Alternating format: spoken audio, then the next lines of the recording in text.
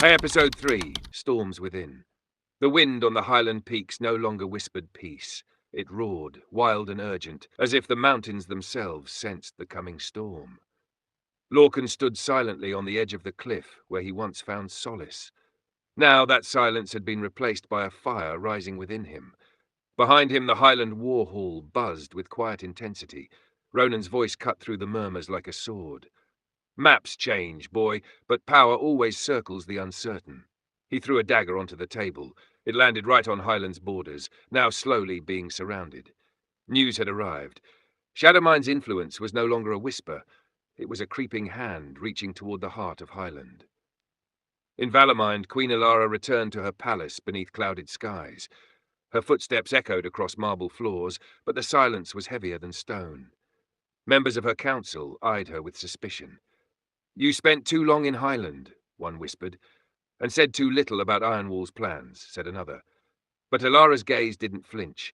"If we stand divided now," she replied coldly, "Shadowmind will rule us all." That night, with her cloak pulled tight against the chill, she summoned Lady Selene, her most trusted spy, and handed her a scroll sealed in wax and warning. "Infiltrate Shadowmind," she said. "Find out what game they're playing." Meanwhile, in the brutal forges of Ironwall, King Aldric trained without mercy. Sword met sword, shield shattered stone, and sweat dripped like blood.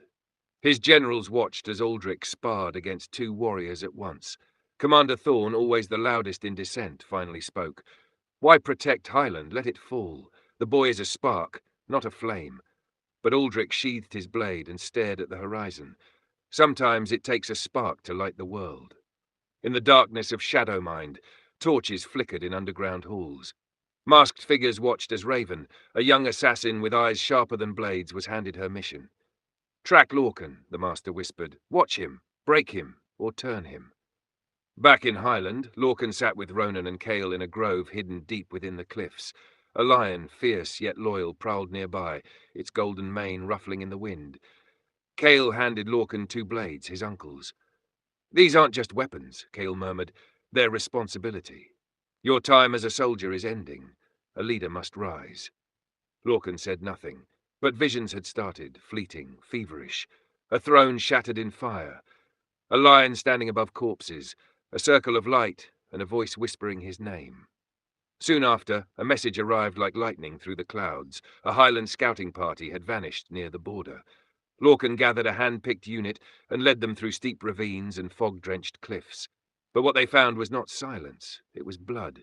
Forged banners from multiple kingdoms waved above a massacre. Mercenaries wearing fake sigils attacked without mercy. The ambush was meant to spark war.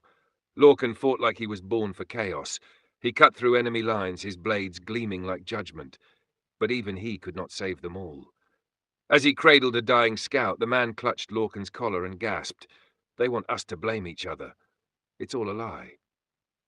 That night, around a fire stained with grief, Lorcan stared into the flames, and from the smoke, a vision rose. The Circle Magician appeared, not in form but in thought. His voice echoed in Lorcan's mind, "Choose your allies before the storm chooses your enemies." Meanwhile, far across the shadowed sea, Lady Selene slipped through the outer defences of Shadowmind. But spies are rarely safe in the home of deceivers. Captured within hours, she was dragged into a cell with walls carved from black stone. She said nothing, but her silence screamed defiance. By morning, Shadowmind's council had already decided Selene would be executed at the next full moon. Back in Highland, Lorcan returned, bloodied but alive. Ronan welcomed him with proud silence. Cale met him at the stables with a simple nod. "You survived," he said. "No," Lorcan replied. "I saw the truth, and it's uglier than war." High above the war chamber of Shadowmind, a red circle was drawn over Highland on a map soaked in candlelight. "Let them unite," whispered a masked lord. "It makes the fall all the more glorious." As the episode ends, Lorcan stands on the Highland cliffs once more, but this time not alone. Behind him stand his warriors, Ronan, Cale, and the lion watching the horizon with glowing eyes. The storm has arrived, and at its heart stands not a soldier, but a leader, forged in fire. End of episode 3.